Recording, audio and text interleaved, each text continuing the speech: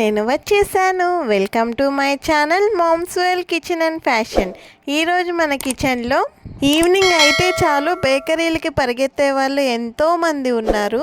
కానీ చాలామంది అమ్మలకి వాళ్ళ పిల్లలకి ప్రేమతో వాళ్ళ చేతులతోనే ఎంతో టేస్టీగా చేసి పెట్టాలి అని ఉంటుంది. అలాంటి మామ్స్ అందరి కోసం ఈరోజు నేను సింపుల్ వేలో పొరలుగా ఎగ్ పఫ్ని ఎలా చేసుకోవాలో చూపించాను. అది కూడా అన్నీ మన ఇంట్లో ఉన్న వాటితోనేనండి. వీడియోలో నేను ఏవైతే చూపిస్తానో అవి ఒకవేళ మీ దగ్గర లేకపోయినా కూడా నేను వాటికి సబ్స్టిట్యూట్స్ అయితే చెప్తానండి. సో మీ దగ్గర ఏవైతే ఉన్నాయో వాటిని ఉపయోగించుకుంటూనే ఇలా టేస్టీగా చాలా తక్కువ టైంలో ఎగ్ పఫ్లు అన్నవి మీరు హ్యాపీగా మీ ఇంట్లో రెడీ చేసుకోవచ్చండి.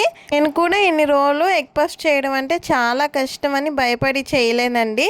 అలా నాలాంటి వాళ్ళందరి కోసమే ఈ సింపుల్ వేలో చేసి చూపించాను.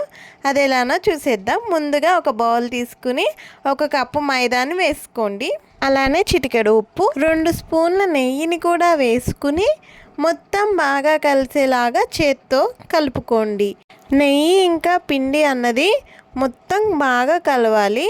మనం ఈ పిండిని ముద్ద చేస్తే ఇదిగోండి ఇలా ముద్ద అవ్వాలి. ఇలా ముద్ద అయితే మంచిగా కలిసినట్టు. ఇప్పుడు ఇందులోకి కొంచెంగా వాటర్ని చేర్చుకుంటూ చపాతీ పిండిని కలుపుకున్నట్టు కలుపుకొని ఒక 10 నిమిషాల పాటు పక్కన పెట్టండి. ఈలోపు కర్రీ ప్రిపేర్ చేసుకుందామండి. ముందుగా స్టవ్ పైన కడాయిని పెట్టుకుని ఒక 2 స్పూన్ల ఆయిల్ని వేసుకుని 2 పెద్ద సైజు ఉల్లిపాయలు పెద్ద ముక్కలుగా కట్ చేసుకుని వేసుకోండి. నేను ఇక్కడ స్టవ్ని హై ఫ్లేమ్లో పెట్టి ఫ్రై చేస్తున్నానండి.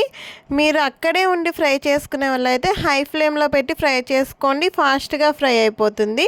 కొంచెం ఫ్రై అయిన తర్వాత ఇలా చిన్న ముక్కలుగా కట్ చేసుకున్న ఒక 2 పచ్చిమిర్చిని అయితే యాడ్ చేసుకున్నాను. స్టవ్ని హై ఫ్లేమ్లోనే ఉంచి పచ్చిమిర్చి ఆనియన్ గోల్డెన్ బ్రౌన్ కలర్ వచ్చే వరకు ఫ్రై చేసుకున్నాను. ఇలా ఫ్రై అయిన దాంట్లో 1 స్పూన్ కారం వేసుకుని కలుపుకుంటున్నాను. ఇక్కడ నేను ఒక టిప్ చెప్తానండి. మనం ఎప్పుడు కుకింగ్ చేయాలి అంటే టైం సేవింగ్ చేసుకోవడానికే చూడాలి. కారం పట్టించుకునే వాళ్ళైతే కారంలో అన్నీ వేసుకుని పట్టించుకుంటారు కదా. లేదు వేరుగా బయట కొనుక్కునే వాళ్ళైతే ముందుగానే పసుపు, జీలకర్ర పొడి, ధనియాల పొడి అన్నీ కలిపేసుకుని పెట్టుకోండి. అప్పుడు టైం అయితే సేవ్ అయిపోతుంది. కారం మంచిగా ఫ్రై అయిన తర్వాత నేను ఇక్కడ ఉల్లిపాయ కొంచెం మెత్తపడడానికి కొంచెం వాటర్ పోసానండి. చూడండి ఇప్పుడు ఆ వాటర్ కూడా ఎగిరిపోయి ఆయిల్ అయితే కనిపిస్తుంది కదా. ఇప్పుడు స్టవ్ ఆఫ్ చేసేసుకుందాము. ఎవరికైనా కారం ప్రిపరేషన్ కావాలి అంటే నాకు కామెంట్ చేయండి. దీన్ని పక్కన పెట్టేసి మనం కలిపి పెట్టుకున్న పిండిని 5 బాల్స్ చేసుకోండి. నేను ఇక్కడ 6 చేశాను, మళ్ళీ తర్వాత వాటిని కలిపేసి 5 చేశానండి. ఇప్పుడు ఒక 2 స్పూన్ల నెయ్యిలో 2 స్పూన్ల కార్న్ఫ్లోర్ వేసి కలుపుతున్నాను. దగ్గర ఇవి లేకపోతే నెయ్యి ప్లేస్లో ఆయిల్, కార్న్ఫ్లవర్ ప్లేస్లో మైదా లేదా గోధుమ పిండి మీకు ఏదైనా ఉపయోగించుకోవచ్చండి. చూసారు కదా మంచి బటర్ కన్సిస్టెన్సీలో రెడీ అయిపోయింది. ఇప్పుడు కొంచెం పొడిపిండి చల్లుకుని ఈ పిండి ముద్దల్ని చపాతీలాగా రోల్ చేసుకోండి. మీకు ఎంత పలుచగా వీలైతే అంత పలుచగా రోల్ చేసుకోండి. ఈలోపు నేను ఒక బ్యూటీ చెప్తానండి. అందరికీ తెలిసిందే అయినా కూడా చాలామంది యూజ్ చేయరు. చలికాలం స్టార్ట్ అయిపోయింది కదా, పెదాలు అయితే పొడిబారిపోయి పగిలిపోతూ ఉంటాయి కదండి. అలాంటి వారు రోజు పడుకునే ముందు నైట్ బాగా పేరుకుపోయిన నెయ్యిని పెదాలకి రాసుకుని పడుకోండి. మార్నింగ్ లేచేసరికి పగుళ్ళు మంట అయితే తగ్గిపోతుందండి. ఇదిగోండి నేను ఇలా పల్చగా 5 చపాతీలని చేసి పెట్టేసుకున్నాను.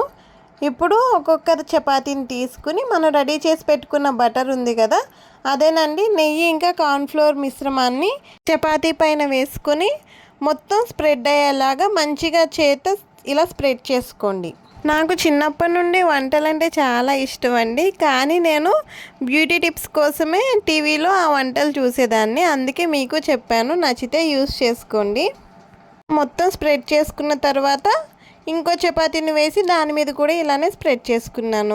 సేమ్ ప్రాసెస్ని రిపీట్ చేస్తూ చపాతీ వేసి బటర్ రాసి అలానే చపాతీ వేస్తూ ఇలానే 5 చపాతీల మీద వేసుకోండి. ఇలా వేసుకున్న తర్వాత వీడియోలో చూపిస్తున్నాను కదా, నేను చూపించిన విధంగా ఇలా ఒక వైపుకి ఫోల్డ్ చేసుకోండి. ఇలా ఫోల్డ్ చేసుకున్న దాని మీద కూడా మళ్ళీ బటర్ని రాసుకోండి. నేను వీడియోలో ఎలా అయితే చూపిస్తున్నానో అలానే ఫోల్డ్ చేసుకుంటూ ప్రతి ఫోల్డింగ్లో కూడా బటర్ని రాసుకుంటూ ఫోల్డ్ చేసుకోండి. అలానే మీలో ఎవరైనా చిన్నప్పుడు బ్యూటీ టిప్స్ కోసం వంటల ప్రోగ్రాంలు చూసే వాళ్ళు ఎవరైనా ఉన్నారా అని నాకు కామెంట్ చేయండి. చూడండి, యాస్టీజ్గా నేను వీడియోలో ఎలా చూపించానో అలా ఫోల్డ్ చేసుకోండి. ఇలా స్క్వేర్ షేప్లో వస్తుంది. ఇప్పుడు మళ్ళీ కొంచెం పొడిపిండి చల్లుకుని దీన్ని చపాతీలాగా రోల్ చేసుకోండి. రోల్ చేసేటప్పుడు కొంచెం జాగ్రత్తగా రోల్ చేసుకోండి. ఎక్కడ షేప్ అవుట్ అవ్వకుండా రోల్ చేసుకుంటే మనకి వేస్ట్ అన్నది ఎక్కువ పోకుండా ఉంటుంది. గట్టిగా ప్రెస్ చేయకండి, స్లోగా ప్రెస్ చేసుకుంటూ నేను చూపించిన విధంగా రోల్ చేసుకోండి. మరీ పల్సగా చేయకండి, కొంచెం మందంగా ఇదిగోండి ఇలా చేసుకొని ఎడ్జెస్ సమానంగా వచ్చేలాగా కట్ చేసుకొని దీన్ని నేను 4 పీసెస్గా డివైడ్ చేస్తున్నానండి. ఇప్పుడు మనం రెడీ చేసుకున్నాం కదా, వీటిని మనం ఫ్రిడ్జ్లో ఎన్ని రోజులైనా స్టోర్ చేసుకోవచ్చు. కవర్లో ర్యాప్ చేసుకుని ఎన్ని రోజులైనా కూడా స్టోర్ చేసుకోవచ్చు అండి. అలా స్టోర్ చేసి పెట్టుకుంటే మనం ఎగ్ పఫ్ అన్నది చిటికలో ఇలా 5 మినిట్స్లో రెడీ చేసేసుకోవచ్చు. ఇదిగోండి, ముందుగా మనం రెడీ చేసి పెట్టుకున్న కర్రీ ఉంది కదా, అది కొంచెం పెట్టుకుని దానిపైన బాయిల్ చేసుకున్న ఎగ్ని హాఫ్కి కట్ చేసుకున్నాను.